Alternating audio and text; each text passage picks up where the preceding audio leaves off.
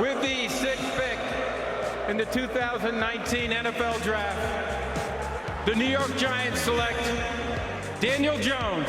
What would you tell those fans who are angry, upset that you picked Daniel Jones? What would I say to them? In time, you'll be very pleased.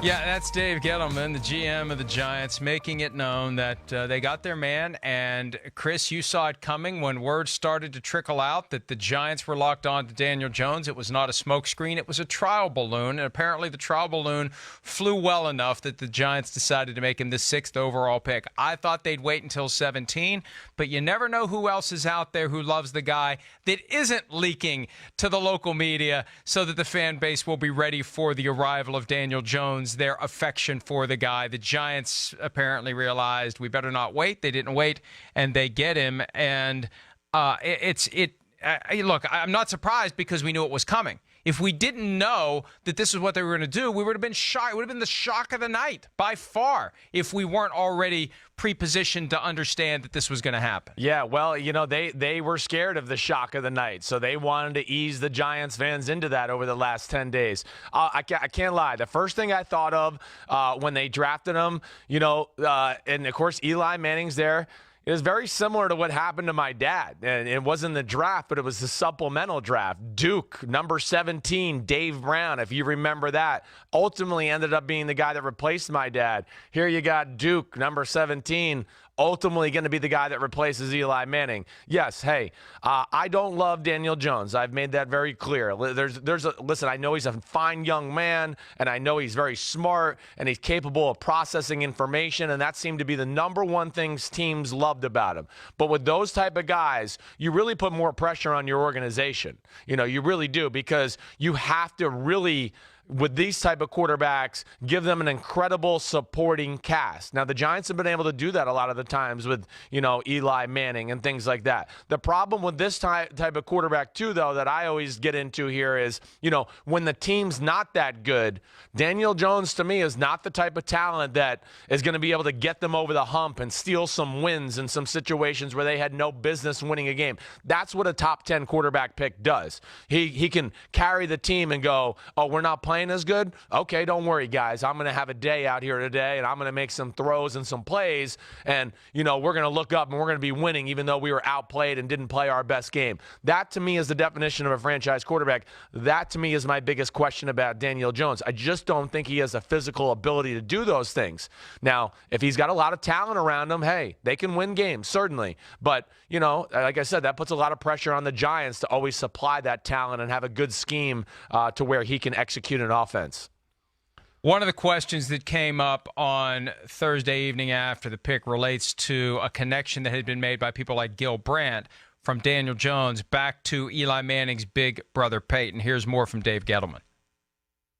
How much of it has to do with Daniel Jones by himself, and how much of it is the Cutcliffe factor, the Eli Manning, Peyton? We've heard him compared to Peyton Manning, trained by Eli Manning, that kind of stuff. That's a nice piece, right? I mean, obviously, Cutcliffe, it's Dave, right? Dave, Cutcliffe, yeah. Dave, he's a hell of a coach now. Right. He didn't fall off a turnip truck yesterday. So the kid's been well trained. That was almost a Nick Who moment. He acts like he doesn't know Dave Cutcliffe's first name. He's a general manager in the National Football League. How do you not know David Cutcliffe's first name? It's like, who? Who's this? Manning? Who? Manning? Peyton? I don't know. Come on. That's one of the ways they sold this, trying to bootstrap Daniel Jones' DNA into the Manning family, Chris. So, again, we're going to have a hell of a poker game one of these nights. We'll go down to the barn, and we already got a list of about 10 or 12 guys. Bring Right. them in, and we will clean up. We will clean up. Make sure they bring a lot of cash when we play poker with them, because we will clean up. That would be fun. I do think that was a huge reason why they took Daniel Jones. I really do. Now, first of all, I want to pump the brakes on anything being compared to Peyton Manning. I mean, arguably the greatest quarterback of all time, certainly in everybody's top 5.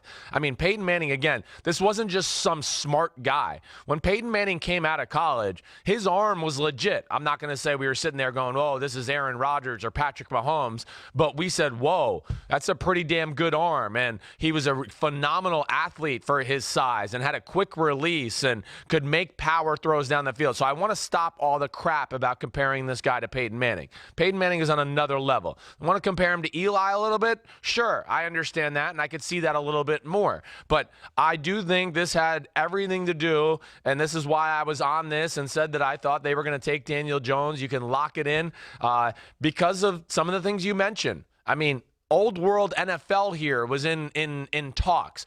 Ernie Accorsi was the GM who that drafted Eli Manning. Okay, Ernie Accorsi was hired by the Giants to help hire a GM. He hired his buddy, Dave Gettleman. Okay, then Gil Brandt got in the conversation. I mean, hey, Gil Brandt and Ernie Accorsi have known each other since the days of the Dan Marino, John Elway trade. They go way back, like 4 flats and a Cadillac. So, yes, I just saw it coming to where this was the selling point, and I do think Cutcliffe and the way Daniel Jones handles himself in a meeting room and processes information was what they liked most about him, and I just think that's kind of a buyer beware when you start the conversation off with that type of stuff.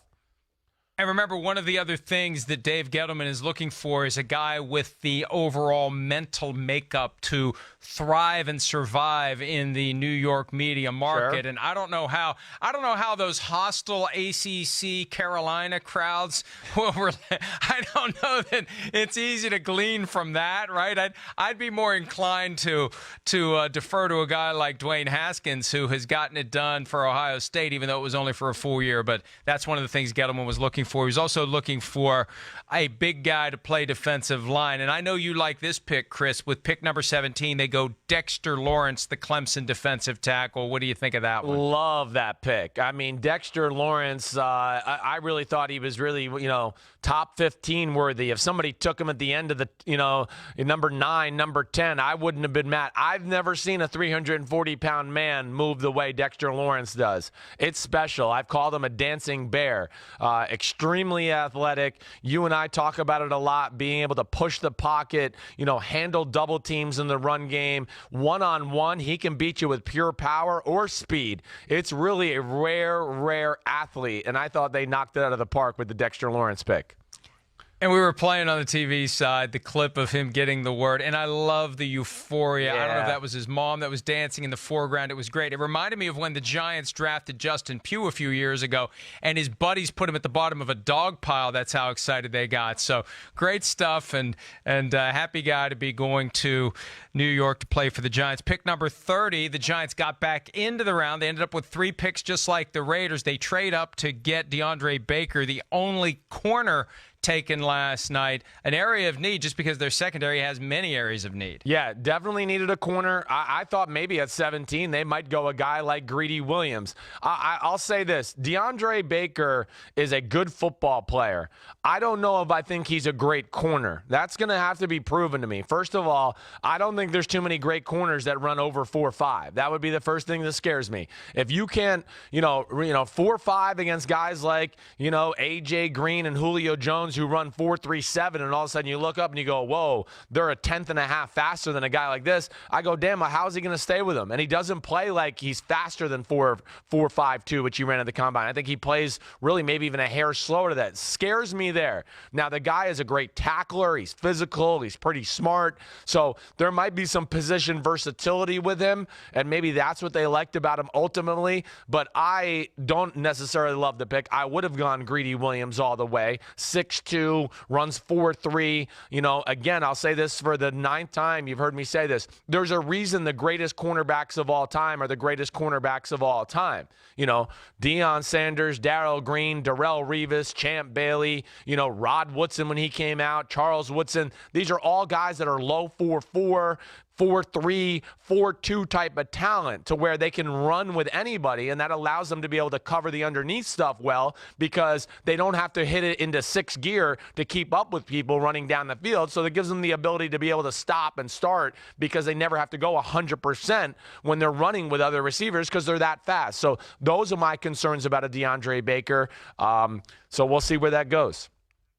Yeah, running 40 yards in a straight line doesn't happen very often during a football game, but defensive backs chasing receivers, that straight line speed is very important. So, point well made by you. Hi, I'm Mike Tirico, and thanks for watching. Make sure to hit subscribe for the latest news and highlights from NBC Sports.